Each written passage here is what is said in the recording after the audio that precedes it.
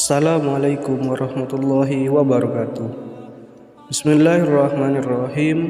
Alhamdulillahirabbil alamin wa bihi nasta'inu ala umurid dunya waddin. Wassalatu wassalamu ala asyrafil anbiya'i wal mursalin sayyidina Muhammad wa ala alihi wa sahbihi ajma'in.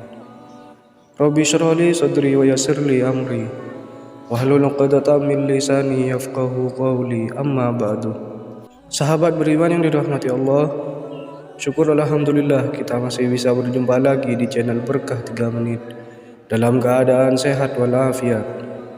Besar harapan dan doa saya semoga sahabat semua selalu diberikan kesehatan, dimurahkan rezekinya dan dipanjangkan umurnya. Amin ya rabbal alamin. Sahabat beriman yang dirahmati Allah, setiap manusia diciptakan oleh Allah semata-mata hanya untuk beribadah kepada Allah. Karena itu Allah Subhanahu wa taala memerintahkan hambanya untuk selalu berlomba-lomba dalam kebaikan. Allah Subhanahu wa taala berfirman dalam Quran surat Az-Zariyat ayat 56 yang artinya, "Dan aku tidak menciptakan jin dan manusia melainkan supaya mereka mengabdi kepadaku." Lalu bagaimana cara kita sebagai hamba mengetahui jika amal ibadah kita diterima oleh Allah Subhanahu wa taala? Berikut ciri-ciri amal ibadah kita diterima oleh Allah Subhanahu wa taala. Yang pertama yaitu ikhlas. Beribadah dengan niat ikhlas tanpa mengharapkan imbalan dan pujian. Insyaallah semua amal ibadah kita diterima oleh Allah Subhanahu wa taala. Dari ikhlasnya beribadah, Allah Subhanahu wa taala melihat ketaatan kita sebagai hamba kepada Sang Maha Pencipta. Dan terlihat bahwa kita beribadah hanya untuk mendapatkan keridhaan Allah Subhanahu wa taala. Allah Subhanahu wa taala berfirman dalam Al-Qur'an surah Al-Bayyinah ayat 5. Padahal mereka tidak disuruh kecuali supaya menyembah Allah Subhanahu wa taala dengan penuh keikhlasan, memurnikan ketaatan kepadanya. Dengan kita beribadah juga membuat hati dan pikiran kita menjadi jauh lebih tenang, dan rasa ikhlas yang membuat kita semakin taat kepada Allah Subhanahu wa taala. Yang kedua yaitu terhindar dari sikap fahsya dan mungkar. Fahsya dan perbuatan buruk yang datang dari syahwat kita, antara lain berkata kotor, suka ghibah, pornografi, dan lain-lain. Sedangkan mungkar merupakan perbuatan buruk yang muncul karena mengingkari hati. Contohnya mencuri, menipu, korupsi, dan lain-lain. Menghindari kedua sikap ini menjadi salah satu tanda bahwa amal ibadah kita diterima oleh Allah Subhanahu wa taala. Makanya Allah Subhanahu wa taala memerintahkan hambanya untuk selalu sholat dan membaca Al-Quran, karena ibadah itu yang membuat kita terhindar dari sikap tersebut. Allah Subhanahu wa taala berfirman dalam Al-Quran surah Al-Ankabut ayat 45. Bacalah kitab Al-Quran yang telah diwahyukan kepadamu dan laksanakanlah sholat. Sesungguhnya solat itu mencegah dari perbuatan keji dan mungkar.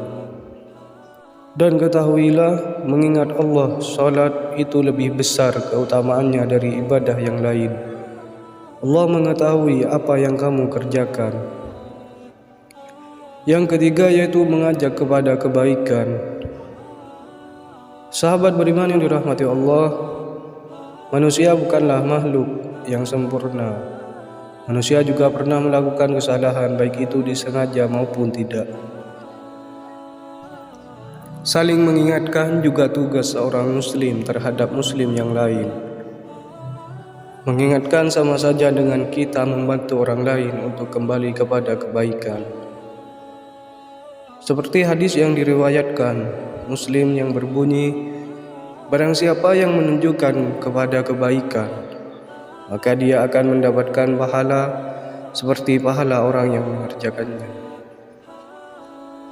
Mendapatkan pahala membuktikan bahwa ibadah kita diterima oleh Allah Subhanahu wa taala. Yang keempat, tidak terobsesi dengan dunia.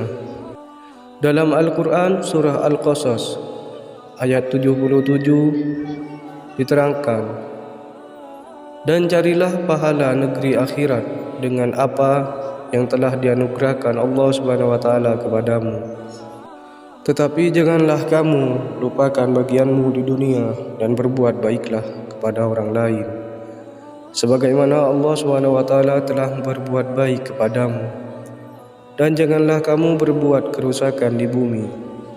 Sungguh Allah Subhanahu wa taala tidak menyukai orang yang berbuat kerusakan. Maka dari itu, janganlah Anda terlalu terobsesi dengan kehidupan dunia sampai-sampai melupakan kehidupan akhirat. Ingat, kehidupan dunia itu hanyalah sementara, sedangkan akhirat itu kekal. Yang kelima yaitu meningkatkan takwa.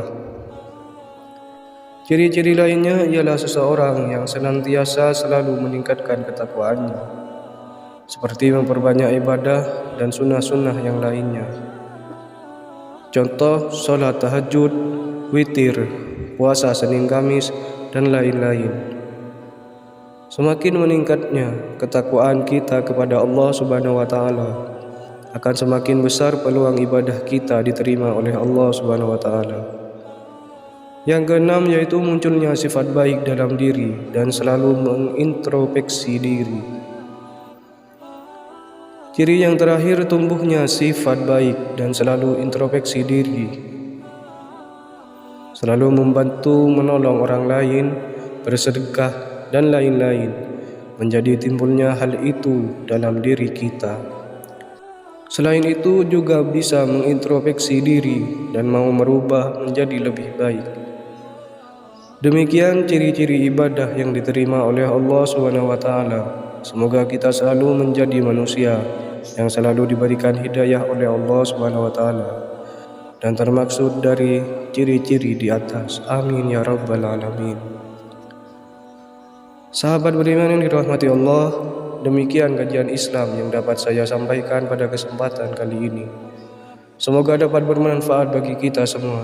Lebih dan kurangnya mohon dimaafkan. Yang benar datangnya atas bimbingan Allah Subhanahu wa taala yang Maha benar. Dan yang salah, khilaf ataupun keliru, itu datangnya dari saya pribadi sebagai manusia biasa yang tak pernah luput dari salah, khilaf dan dosa. Syukran katsir. Wassalamualaikum warahmatullahi wabarakatuh.